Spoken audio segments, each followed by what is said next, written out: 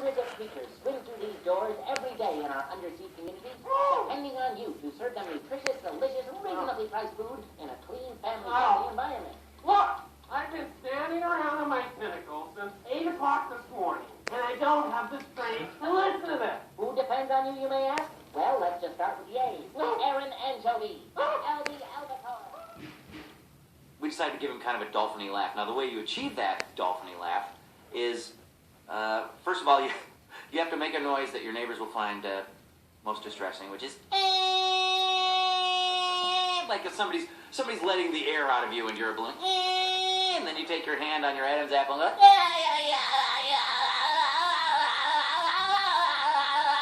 You. and then they give you money and your parents say, wow, that's weird that you can actually make a living doing that. Squidward is this curmudgeon, snotty, aloof, a wannabe artist. In a way, Squidward is the guy I can identify with most because he's a lot like us. He looks at SpongeBob, you know, he is crazy at times, and no one seems to notice except Squidward. It's a big, beautiful old rock. Oh, the pioneers used to ride these babies for miles, and it's in great shape. SpongeBob! Will you forget the stupid pioneers? Have you ever noticed that there are none of them left? That's because they were lousy hitchhikers, ate coral, and took directions from algae. And now you're telling me they thought they could drive? Perhaps. He's got a good heart. He just covers it with this curmudgeon shell. I knew it. SpongeBob. You do care. No, I don't. I do not. That was just a cover. I don't. Yeah, you actually care for that thing? Squidward has this big honking nose, and he's a bit of a malcontent. And so I just put everything up in my nose and gave him the oh please attitude, and well, there it was. Hold on there, little square dude. For Sandy Cheeks, I was looking for a strong female character that could be friends with SpongeBob but not a love interest. They really bang around and do karate together, kind of like stunt buddies. And so that gets him into trouble, creates some conflict in the way they challenge each other. So, what's your name? Sandy. Sandy's all about her mouth because of her huge teeth. So she's right here. She's right here at the front with her buck teeth. And that's pretty much how I find Sandy. I have to go to the teeth. There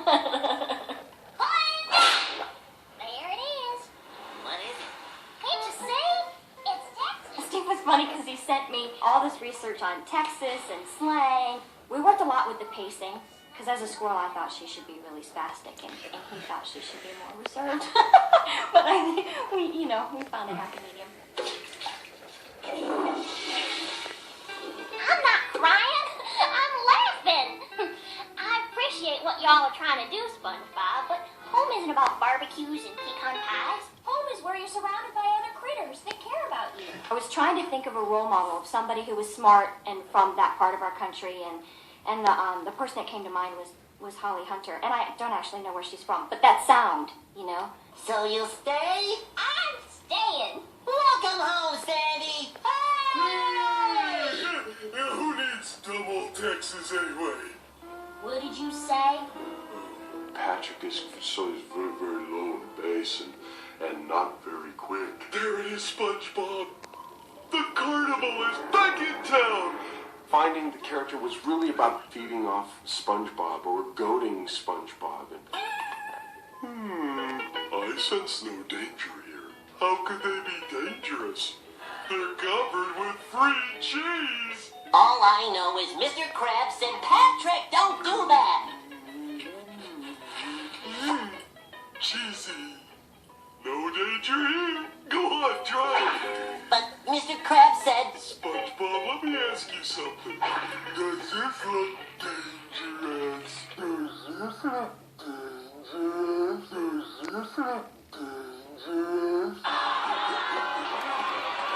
When Patrick goes off, I thought of a couple of the great Shelley Winters performances.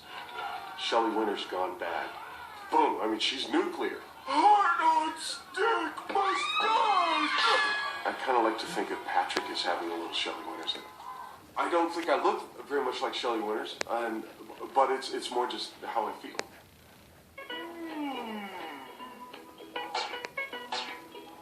It's off to jail for you, Mr. Krabs. Patrick, you're fired. I don't even work here. Would you like the job starting now? Why would I? You're fired. Mr. Krabs is probably the only adult, with the exception of Mrs. Puff, in Bikini Bottom. Steve actually can take credit for the laugh. He wanted something different than a typical pirate laugh, but still a pirate laugh. I went in. And he said, "No, do it faster. Do it faster. Do it faster." Think of it, Mr. Krabs. You will be responsible for bringing culture to this cultural wasteland we call Bikini Bottom. And not to mention the money. The money? He loves money, and that's really all you need to know.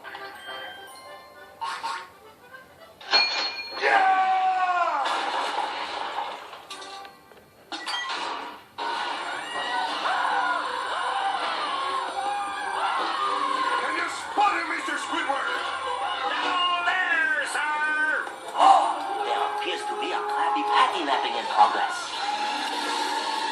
There can be only one culprit. Plankton! Finally, victory is mine. I win! I win! I win! Plankton's voice I read for as SpongeBob. So I actually did all the lines SpongeBob had in the pilot, but with Plankton's voice. And so he was saying stuff like, I'm ready. Hey, Gary, it's a beautiful day. Hear me, Krabs. When I discover your formula for Krabby Patties, I'll run you out of business. the cool thing about him is he's got two sides of his voice, which are one is, you know, his sort of, but then he can go to the good side, which is, I feel all tingly inside. Should we stop? No, that's how you're supposed to feel. Well, I like it. Let's do it again. Okay. A fish for frolic through all the flowers you wish for ukulele. And it's my nose sticking cherry down the side, licking here with my best buddy. We've done some personal appearances, and little boys always come up and they want an autograph, and they slide over, you know, their paper to you, and they say, "Plankton's always mean." And you feel this like energy of they completely love it. They completely say, "He's mean all the time. I love it." And you're just, it's funny because you can see it's the same thing I would have connected with as a kid. All knees will bow to Plankton. Hail Plankton! I win! I win!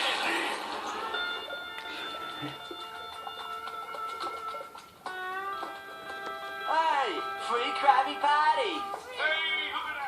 The incidental voices can be anything in the show. That is not what they call the principal voices, which are the main recurring roles in a show. They are the little boy, the guy ordering a Krabby Patty. It's something different every show. I play incidental characters on SpongeBob SquarePants. The Halloween episode, I played a little girl fish who was making fun of SpongeBob. And in the Christmas episode, I played a little girl fish who had lost her two front teeth.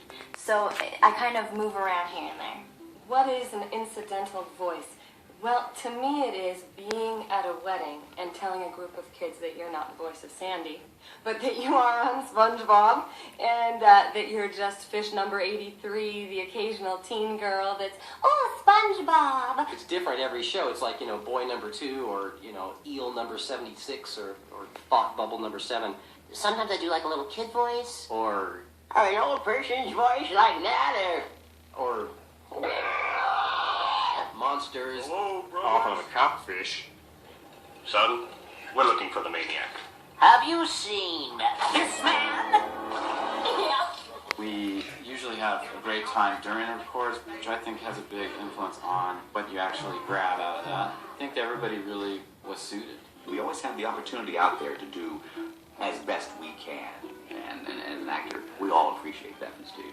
they're all just really great people to be with, and people that I'm learning from all the time. I mean, astounded by some of the voiceover artists that come in there. It's like, I just need to step down, because these are the masters. It sounds stupid to talk about cartoons this way, but you know, really, Tom and Bill and Carolyn and Roger as Squidward, for sure, they're not really in the room. The real people aren't really in the room for a few hours. It's Bikini Bottom, you know, very much like channeling. It's a very Shirley MacLaine kind of a thing, where for 4 hours, you're this sponge.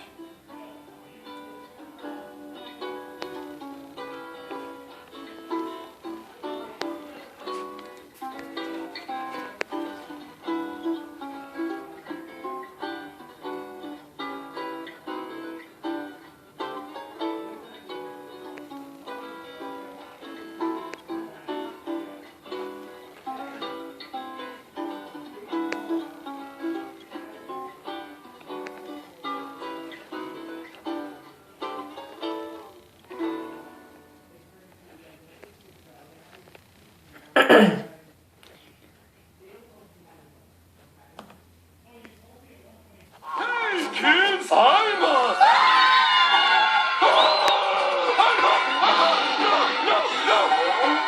Hey, I'm not paying you to play hide and seek. These children want to be entertained. Get down here. I want a balloon animal.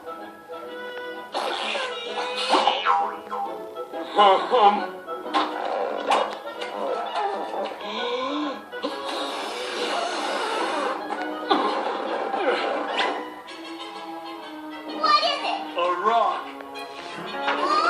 Okay, birthday boy. Take a swing at that pinata, son. Oh! That don't hit nice old Mr. Krabs. It's the pinata you want, son. Honey, do I look like a pinata to you, boy? Yes, get it!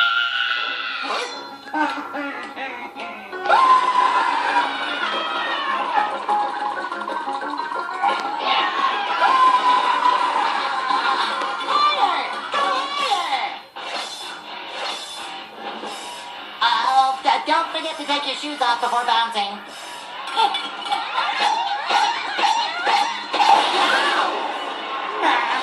Get out of here! These children are menaces! They tore off my head!